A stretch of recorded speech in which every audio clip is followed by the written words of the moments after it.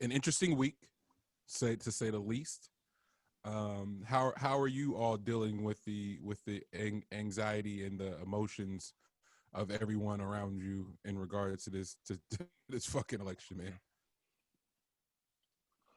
Hey man, well, shit. This was I finally followed through on like what my plan of action has been like for a minute now, and that was just like I was going back dark to like off the like not off the web, but off the like social shit. So like all that shit is like no longer like I just have it just like deactivated or whatever. But the like as far as just watching, this was the first election that I like I actually paid attention to, which lets you know like I'm not gonna tell you if I voted before the past or whatever, but lets you know like how this year just felt a lot different than others, as there had to be a clear change in the office. Like everybody had to like, regardless of what your background is or what you believe in or whatever, even at what party you're a part of. We knew that there was somebody that was not like didn't care like whatsoever about burning this motherfucker to the ground.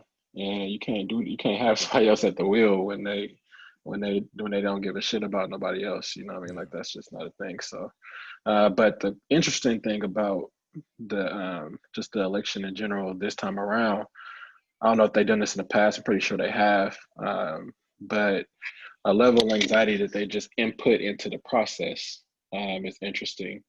Um, Like piping in the noise at an arena. Pretty much, it felt like is what it Pre- felt like. pretty pretty much, man. It kind of feels like just the coverage or just how you count ballots, or not even how you count ballots, but I think more The so how you coverage of release it. counting the vote. Yeah, yeah, yeah. Yeah, how you release the information of counting ballots.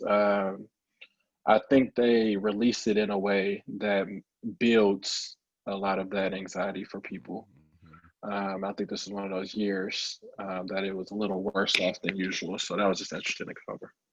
Um, you hit on a really great point. And I was, and I'm often inclined to keep thoughts like that to myself, because I can tend to, I'm honest with myself in that regard. Like I can tend to think about shit in a complete unorthodox way.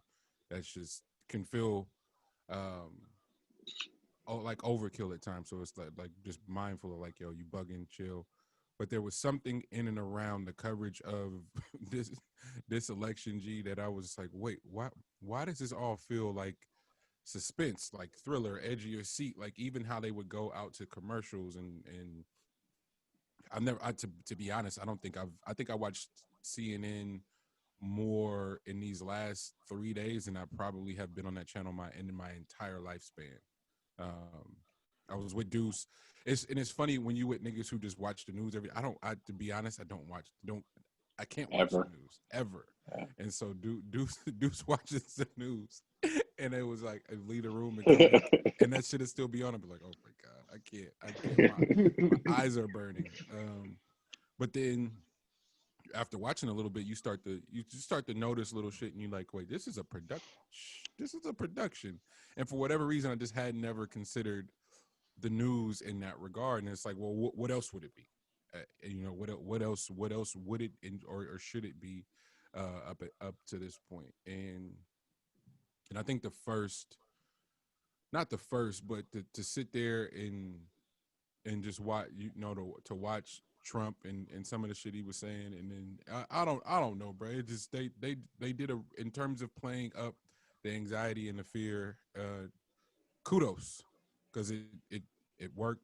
Some of the ratings were through the roof, and ultimately it's a win for humanity. I watched Van Jones's speech That and part. in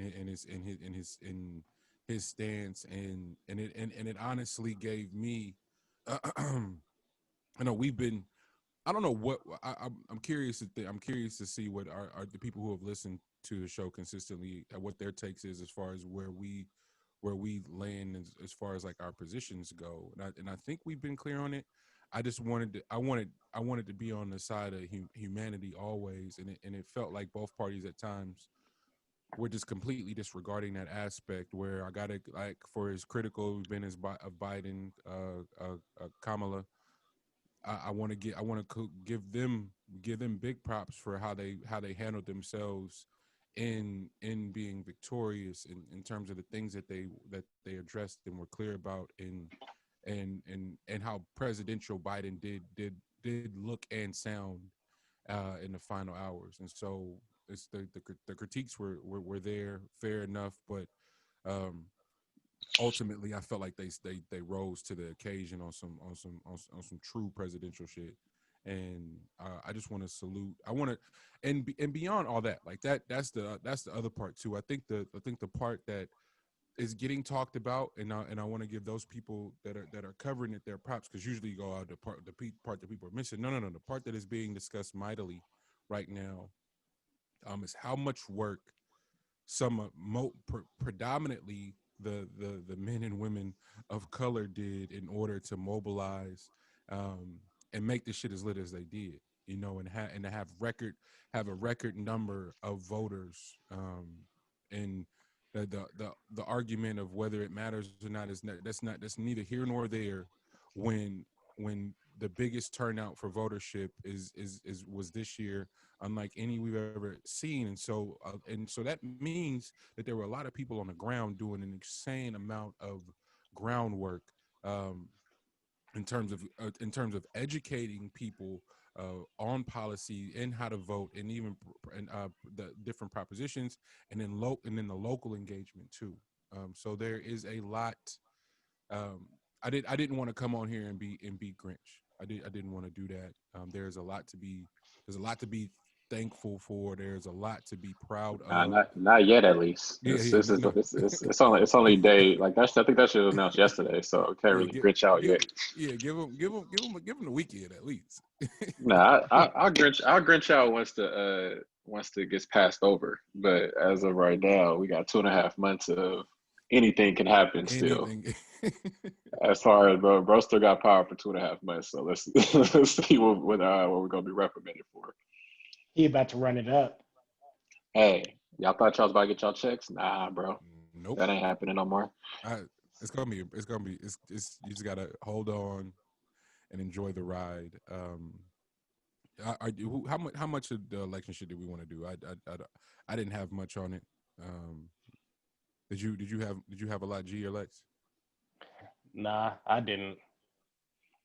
I mean, I think only with the only thing I saw is that I think this was a win for, like you said, humanity.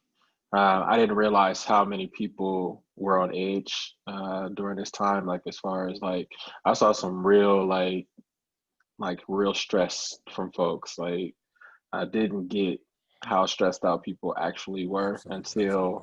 until like it got to time to actually like the voting, like the third came around, and there's drinking went up, you know, cutting off the world went up.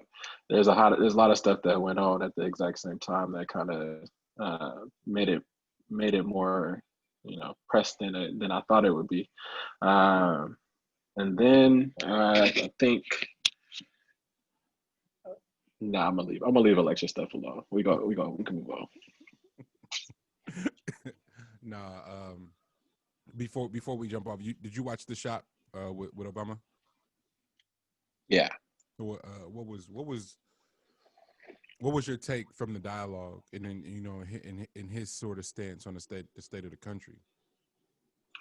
Uh, oh, that's what I was gonna talk about election.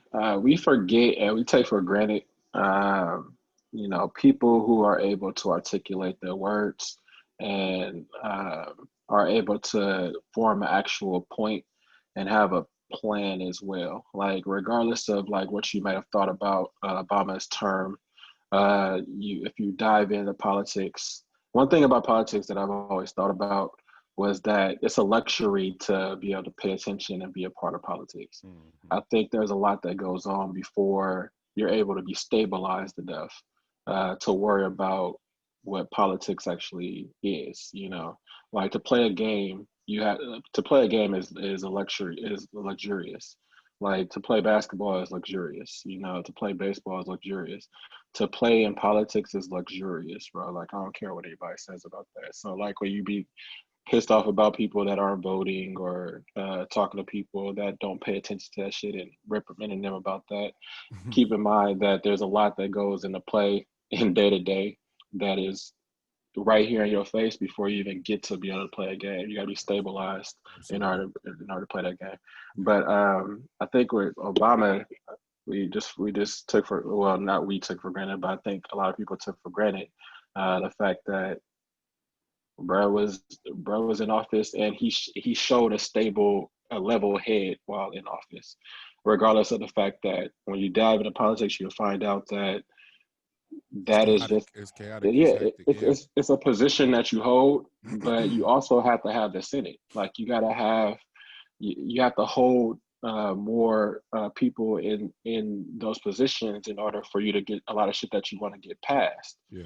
So to still be in that position for 8 years with plans in action that you wanted to get done and get told no Yeah. and get voted against over and over and over again and still come out of that without any type of like remorse that you show to the public is a leader at heart. You know what I Truly. mean? And that's something that we've missed for the last 4 years and people take for granted that 8 year term where there was stabilization just mentally. That's what we find out and how much damage can be done when you're unstable for 3.5 years. We just found it out this past 3.5 years. I've safe to say that I've always struggled with how critical or people, but specifically Black people, have been of President Obama. Um, I and help me through this, fellas, because I'm it's a real time thought. But for whatever reason, I take hip hop for example. If you look at there's no way in the world, forget not even hip hop, sports or what have you. There's no way in the world someone could be fighting a sexual assault case and still proceed with their career as if nothing's happened, let alone be sworn in as the president fighting an open sexual assault case. And so some of the how the goalpost was moved for Trump could have never been done for President Obama. And so when just Over and over again. do you know what I'm saying? So just through that regard, the how we the standards that Black men and Black women and things of Black culture, predominantly hip hop, gets held to this insanely high standard when the rest of the world kind of gets and again I said we said we wasn't gonna bash them, but even I think even the election going the way that it did is proof that people are willing to look past certain shit if it means getting their agenda pushed through. You know what I'm Completely. saying? And that seems to only apply to a particular group of people. Um, but for us, you can kind of be held. You can be held to something your entire life, your entire existence. You can be held to something. And with President Obama, the stability factor and I get to hear how critical people are of LeBron and I have a genuine hard time with it because I'm looking at it from a sustainability point of view where fuck the stat sheet. It's the shit that's not showing up on the stat sheet. It's it's how much you're able to increase how much your presence in a particular city is able to increase the economic value, right? When you talk about him leaving Cleveland and upwards of $40 million missing from that economy because he's no longer there. Like that we got to have a different conversation then as far as an impact, right? And these are again these are the things that aren't going to jump off a fucking stat sheet or a highlight reel, what have you. And so when you speak to the true leadership of just stability and charisma, the shit that the shit that people that don't understand what true leadership is that they aren't unable to quantify because it don't it does it has no surface value. It's not some shit that you can see. Just basic responses.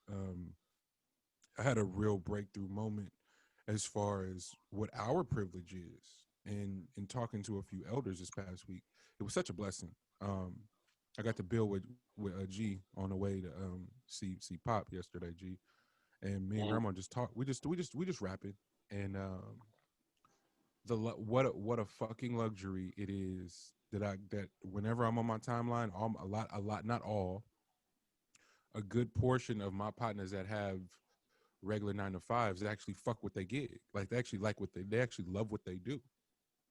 And grandma and I were talking about like just the privilege of that, right? So you love what you do, and so you're earning a wage that allows that love to be sustainable, but then also the impact that it has on your life at home. So you not projecting no stress and no anxiety onto your kids, onto your spouse. So there's a healthier exchange. That doesn't completely rid it of issues, but it makes it fucking better, and there's a generation of black folks specifically that just had to just get it done and afford us to be in these places to go, I don't want to do that. It don't make me happy. Hey, And Monty, do you ever think about why parents back then would have you in bed by 9 o'clock? nigga, get out my face. Bro, they are done, bro. I need these 3 hours to myself, my nigga. That's it. That's it.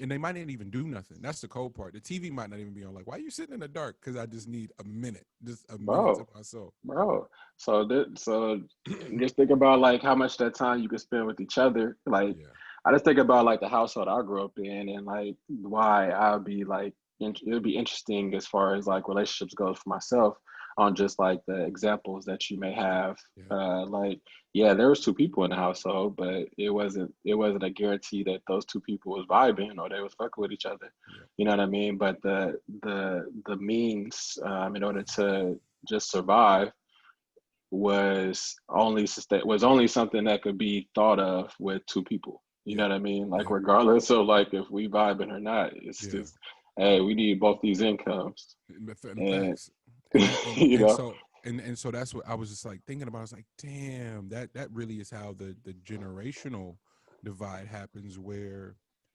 somebody can go, oh, you didn't. I wouldn't have done it the way you and dad did it. Da, da, da, da. It's like, shut your young ass up. You don't know nothing, and you're benefiting from the privilege of love. Love is a privilege, my nigga. You know how many yeah, people just stayed like you just said because it economically made sense.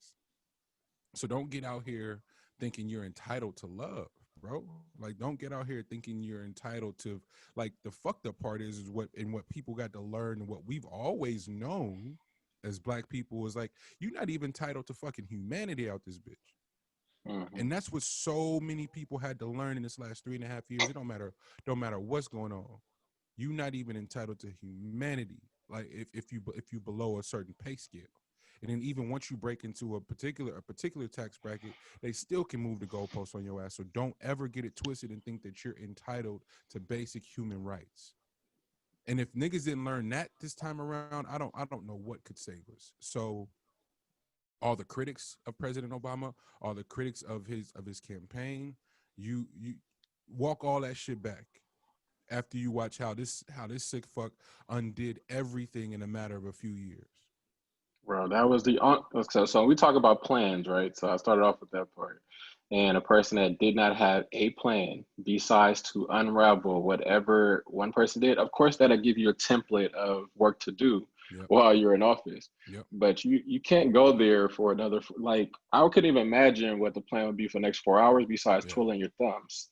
You know what I mean? Because, like, for 3.5 years, all you did was look at, okay, what did Obama do during his 8 years? All right, we're gonna do the opposite of that. Do the So opposite. we need to unravel that part. But Oh man. once we get to that point, we ain't got no other, like that's how a pandemic even take place because we ain't got no other plans. Like Zero. we ain't look no further than unraveling this black man's stuff because he Erasing his what legacy.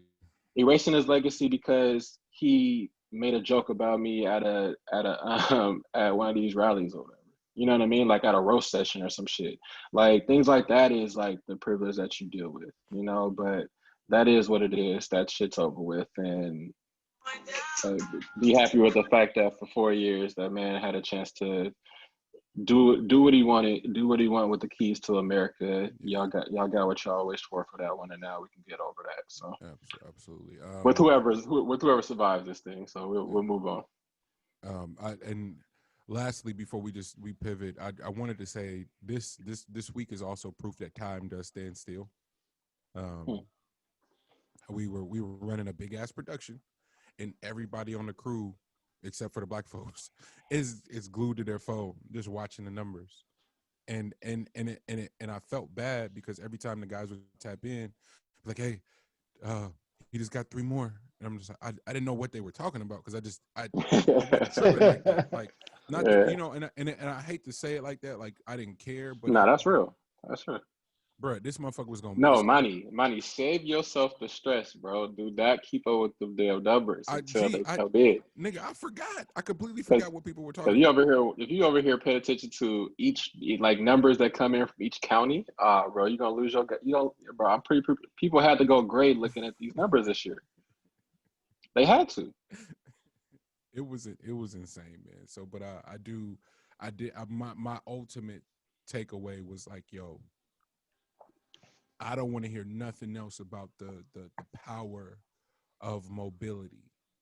That shit is unstoppable. The way people went hard, and it's people of all walks of life. Like they really unified, mobilized, and made some shit happen, bro. So hopefully that's just a testament to how much power we do actually possess in terms of coming together, even if it is in the name of like a lesser evil. You know what I'm saying? Oh, Like, and we got saved with the option of doing mail-in voting this year, man. Like, so thank you for allowing that to take place because the mail-in ballots was the deal breaker this particular year. yeah, With there not being any funny business at polls. yeah, So that tends to happen. So they talk about how more blue would mail in ballots and more red would mobilize to the actual polls yeah, themselves. yeah, But that's because there isn't much funny business that happens at polls when yeah, you're voting a certain type of way in some of these counties. yeah, So like if it was like a swing state, you would have had more chances of there being funny business at the actual poll to try to restrict you. Like just think about how Georgia's been, yeah. over the last period, like a certain amount of like just the last few months, So like that'd have been an issue if they didn't do some of the mail-in ballots and stuff like that. So that was a big thing this particular year. I'm not saying that that's going to be something that is going to be so important in future elections, but for this particular one, that was a big deal.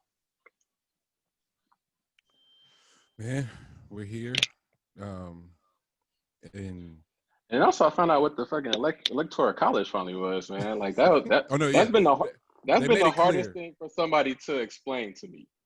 Because if niggas is being honest, they didn't know. So I want to again I want to just instead of bashing people, I want to thank everybody for taking notes of the critiques and making the electoral college an intricate part of the dialogue in and around the election.